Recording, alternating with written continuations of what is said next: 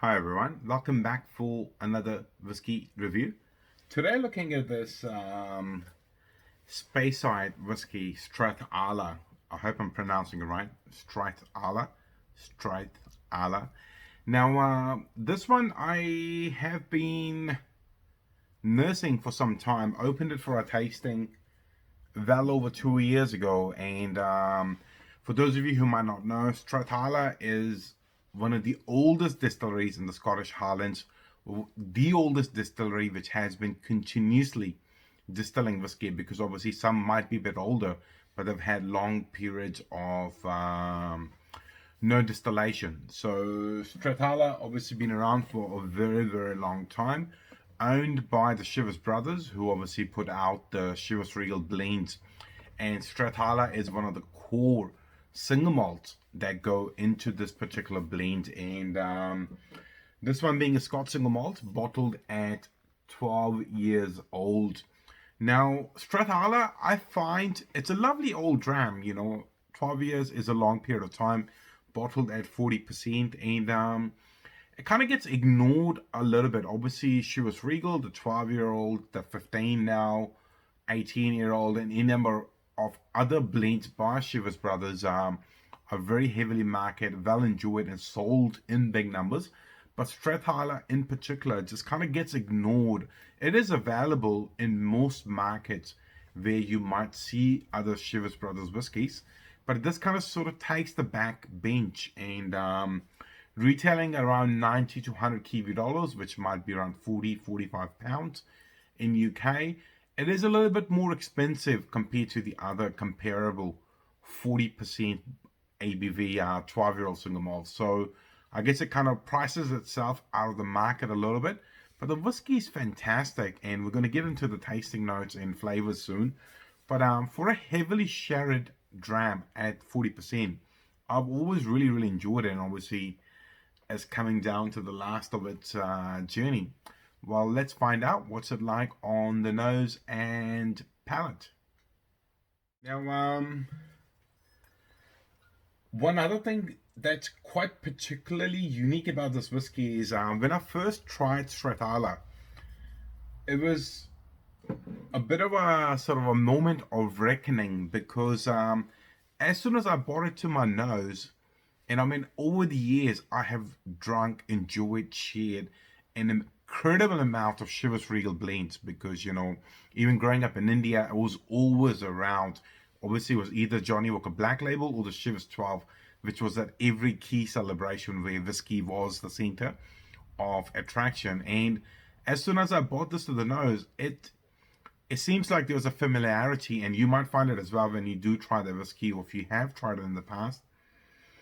There's a particular note on the nose that reminds you of the Chivas Blends, and I guess this being the core single malt in the Chivas Blends, it's no brainer why you find that similarity, which is very pleasant.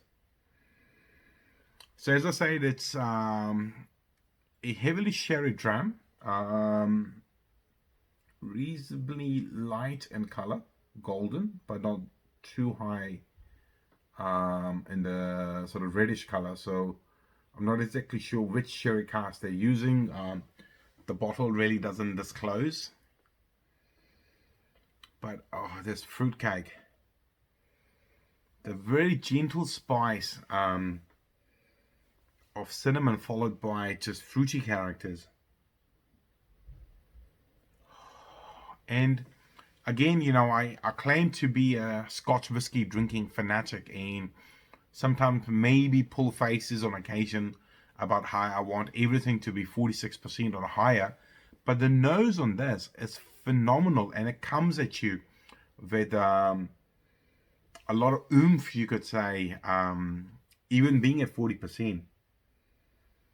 That gorgeous sweetness, wow. It's got incredible depth. Sort of vanilla. There is a bit of vanilla. So the spice up front, then some fruity, sweeter characters with a little bit of vanilla, maybe just the slightest hint of citrus. But it's just really, really good. Very pleasant on the nose, and it sort of wants to come at you. All right, well, let's see what's it like on the palate.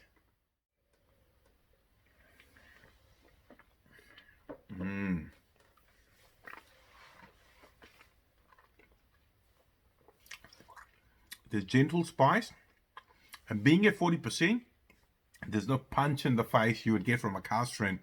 Some very mellow experience, followed by the spice. The sweetness is kicking in.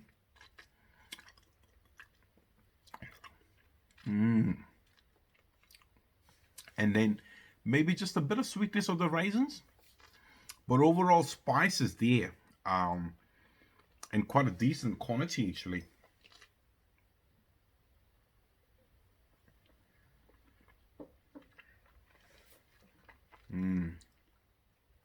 Really making me drool. Very interesting. And I mean, this could be one of the most safest whiskies to gift to someone who may or may not say, hey, I'm not really into whiskies, or I don't like challenging whiskies. This will be dead center. If you wanted to give them sort of an introduction to sherry cask whiskies, this could be a great example of it. It's got a decent amount of sherry cask influence, but it's not overpowering in any way. Not too sweet, not too spicy, just somewhere in the middle, which is very interesting and very pleasing as well. Wow, really interesting.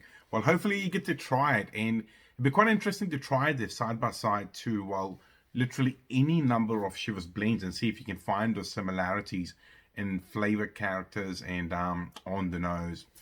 Well, that's all I got to say about this particular whiskey. If you're liking the content, please like, share, and subscribe. Otherwise, I'll see you in the very near future with another whiskey.